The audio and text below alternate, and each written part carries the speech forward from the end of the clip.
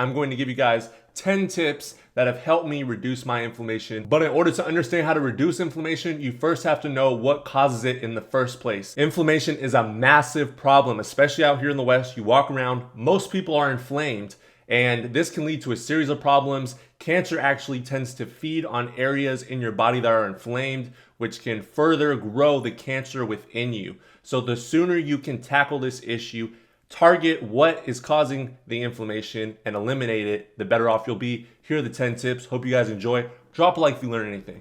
Number 1 on the list is food allergies. This is the most obvious trigger of inflammation, since when you eat something you're allergic to, you become inflamed almost instantaneously. This usually happens first in the gut, in the intestines, where certain parts of your body could be allergic to certain things like gluten. For me, it's lactose. We won't get into that, but that's just my trigger, and I instantly feel worse and bloated right after. It's crazy how your body warns you of these things, but because we like to taste the different things, we continue to eat things we're allergic to. So make sure you're aware of what you're allergic to. What I've done in the past in order to figure out what I'm allergic to is I order a test from my doctor. They stick needles in your back and they see where it swells up. Yeah, it's uncomfortable, and in the moment you really don't like it, but in the long term, it'll save you from inflammation that you might not know about. Number 2 on the list is insulin resistance, which can trigger high amounts of inflammation, pain, stiffness, and fatigue.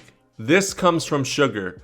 Not just sugar, but all the hidden sugars in juice, bread, pasta, cereals, and sweeteners. Sugars that we oftentimes consume on a day-to-day basis without even realizing it breaks down in our bodies as sugar. Number 3, lowered amounts of cortisol. Cortisol is normally an anti-inflammatory hormone produced by the outer portion of the adrenals. When you have lowered amounts of cortisol, it can lead to inflammatory conditions. So, you may have to strengthen your adrenal glands to control inflammation. You can strengthen your adrenal glands naturally by getting 7 to 9 hours of sleep per night, eating more animal-based proteins like grass-fed and finished beef and other organ meats, eating wild-caught fish, cutting down on alcohol, and avoiding processed foods. If you're still feeling the effects of lowered amounts of cortisol, licorice extract is an excellent choice to replace cortisol naturally. The 4th inflammatory trigger is old injuries. Old injuries can lead to low-grade stiffness and inflammation in the joint because there's a lack of circulation. To treat this, you can intermittent fast, which means you eat in a specific window of time. For instance, for me personally, I like to eat no later than 9 o'clock to 10 o'clock at night, and then in the morning, I won't eat until around lunchtime, around 12 to 1 o'clock the next day. So I give myself around 12 hours in between meals. This allows my body to naturally repair itself because I no longer have food in my body that could cause potential inflammation,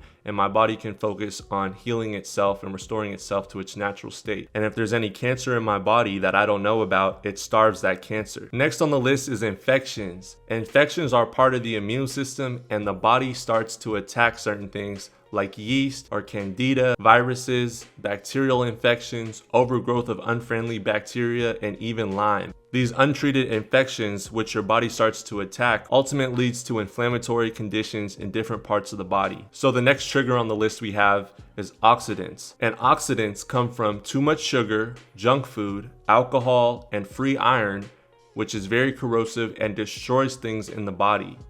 This is called plaque, and it creates a rusting effect in the pathways in the brain, the heart, and other parts of the body. Guys, avoiding these oxidants is essential, especially on your self-improvement journey. When there's a rusting effect created by plaque going on in your brain pathways, you're just not going to be your normal self. You're not going to be as productive. You're going to have brain fog. You're not going to be as creative. When you have brain fog from all these oxidants, you're just not going to maximize the person you truly could be. Next on the list, soy and corn oils.